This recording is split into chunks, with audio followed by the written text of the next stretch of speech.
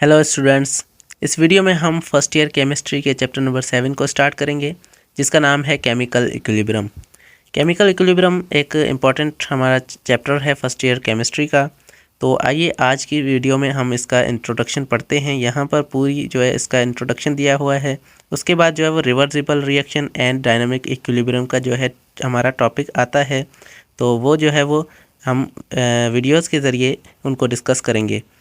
तो सबसे पहले हम आते हैं इंट्रोडक्शन पे कि होता क्या है इक्विलिब्रियम, और हमारे पास रिएक्शंस जो होते हैं उनके बारे में भी यहाँ पर थोड़ी सी डिस्क्रिप्शन है। तो आइए हम जो यहाँ पर इंट्रोडक्शन लिखा हुआ है इसको स्टडी करते हैं। Introduction: chemical reactions are generally treated as conversion of entire stoichiometric amount of reactant into product. This is true for some reactions which carry out in an open vessel where the product once formed cannot be reversed. ये हमारे पास यहाँ पर chemical reactions की बात हो रही है। जब भी हमारे पास केमिकल रिएक्शंस होते हैं तो कुछ चीज़ें जो है वो आपस में मिलती हैं या फिर कुछ चीज़ें आपस में ब्रेक डाउन होती हैं, और ये वो जो है वो दोनों रिएक्टेंट होती हैं और आगे जाके वो कुछ चीज़ बनाती हैं, उसे हम प्रोडक्ट कहते हैं। तो हमारे पास दो चीज़ें होती हैं, रिएक्टेंट होते हैं और प्रोडक्ट होते हैं। किसी भी केमिकल रिएक्शंस के अंदर जो रिएक्शन करते हैं वो रिएक्टेंट कहलाते हैं और जो चीज़ें बनती हैं वो प्रोडक्ट कहलाते हैं।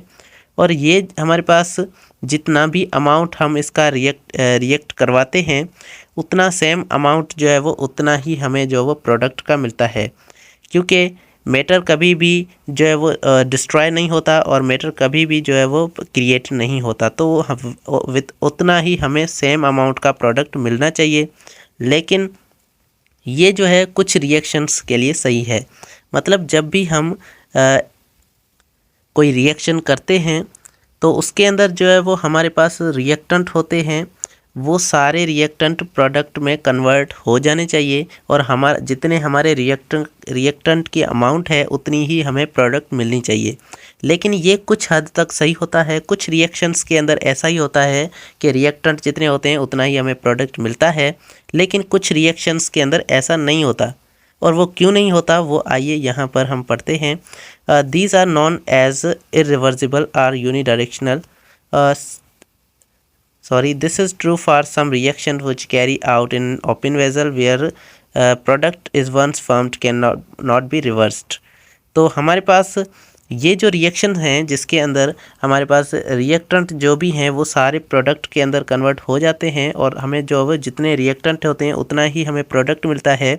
ये जो रिएक्शंस हैं वो इरिवर्सिबल रिएक्शन कहलाते हैं और इसे यूनिडायरेक्शनल रिएक्शन कहते हैं, क्योंकि ये जो रिएक्टेंट से सीधा जाके प्रोडक्ट के पे ख़त्म होते हैं और एक ही इसका डायरेक्शन होता है रिएक्टेंट से प्रोडक्ट की तरफ। तो ये जो हमारे पास यूनी डायरेक्शन या फिर इसे इरिवर्सिबल रिएक्शन कहते हैं, और ये जो है वो हम सिंगल एरो से इसे शो करते हैं। उसके बाद reactant and product pointing towards product, तो ये हमारे पास जो होती है ये एरो रिएक्टेंट से लेकर प्रोडक्ट में जाती है। तो जब भी हम कोई केमिकल रिएक्शन देखते हैं उसके अंदर हमें एक एरो दिखती है और वो एरो जो है वो रिएक्टेंट से लेकर प्रोडक्ट की तरफ जाती है।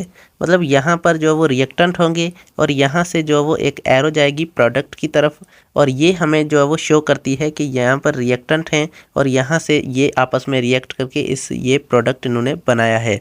तो ये हमारे पास जो रिएक्शंस होते हैं ये इरिवर्सिबल रिएक्शन कहलाते हैं और इन्हें जो है वो एक सिंगल हेडेड एरो से शो किया जाता है। एक सिंगल एरो से इस तरह शो किया जाता है। उसके बाद one of the real life examples of the reaction is the combustion of methane while cooking in kitchen. इनका जो है एक एग्जांपल हमारे पास है कि हम जब किचन के अंदर हम गैस को जला रहे होते हैं मीथेन को और ऑक्सीजन की प्रेजेंस में, तो हमें जो है वो कार्बन डाइऑक्साइड और वाटर मिलती है। तो यहाँ पर जो है वो हमारे पास दो चीज़ें आपस में रिएक्ट हो रही हैं, मीथेन हो रही है, यहाँ पर CH4 मीथेन है और O2 ऑक्सीजन यहाँ पर आपस में रिएक्शन कर रहे हैं। और जब हमारे पास यहाँ पर बीच में जो है वो एरो लगी हुई है, मतलब यहाँ से रिएक्शन के बाद जो चीज़ें बनी हैं, हमारे पास कार्बन डाइऑक्साइड बनी है और वाटर H2O, दो चीज़ें हमारे पास बनी हैं। तो ये दो जो है वो रिएक्टेंट हैं, ये दो प्रोडक्ट हैं और ये रिएक्शन जो है वो इस हेडेड एरो से, एक हेडेड एरो से हमें दिख रहा है, तो मतलब ये जो है वो इरिवर्सिबल रिएक्शन है और इन दोनों चीज़ों को जो है वो हम वापसी नहीं कर सकते, इसीलिए जो है ये इरिवर्सिबल रिएक्शन कहलाता है। However, it is concerned fact that many reactions do not go to completion under a set of given condition of temperature and pressure and concentration, especially when carried out in a closed vessel. This is known as a reversible reaction.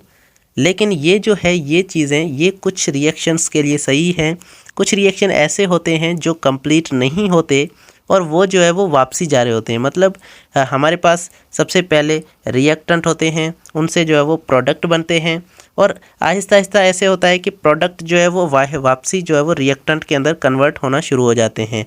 ये जो reaction है, ये reaction reverse होना शुरू हो जाता है और ऐसे हमारे पास रिएक्शन जो एक क्लोज्ड कंटेनर के अंदर होते हैं, मतलब एक क्लोज्ड वेजल्स के अंदर होते हैं और वो जो है वो रिवर्स हो सकते हैं, उन्हें हम रिवर्सिबल रिएक्शंस कहते हैं। और ऐसे रिएक्शंस के अंदर जो है वो हमारे पास दोनों तरह से रिएक्टेंट जो है वो प्रोडक्ट के अंदर कंप्लीट कन्वर्ट नहीं होता और प्रोडक्ट जो है वो सेम टू सेम रिएक्टेंट के अंदर कन्वर्ट होना शुरू हो जाता है। मतलब रिएक्शन जो है वो दोनों डायरेक्शन के अंदर जाना शुरू हो जाता है और इसे हम यूनिडायरेक्शनल नहीं कहते, ये जो है वो रिवर्सिबल रिएक्शंस होते हैं। These reactions reach at a stage of concentration, reactant and product become constant. This is known as a chemical equilibrium. तो हमारे पास रिएक्टेंट सबसे पहले क्या होगा, एक हमारे पास रिएक्टेंट जो हम रिएक्ट करवा रहे हैं, वो रिएक्टेंट जो है वो आपस में रिएक्ट होकर प्रोडक्ट बनाएंगे। तो सबसे पहले रिएक्टेंट जो है वो ये हमारे पास जाएंगे और प्रोडक्ट बनाएंगे और आहिस्ता आहिस्ता ऐसे होगा कि प्रोडक्ट अगर ज़्यादा हो रहा है, प्रोडक्ट की कंसंट्रेशन ज़्यादा हो रही है, तो प्रोडक्ट जो है वो वापसी रिएक्टेंट में शिफ्ट होना शुरू हो जाएगा। तो रिएक्टेंट से प्रोडक्ट, प्रोडक्ट से रिएक्टेंट और प्रोडक्ट दोनों का अमाउंट जो है वो, दोनों का रेट जो है वो सेम हो जाएगा और इस तरह दोनों की कंसंट्रेशन सेम हो जाएगी।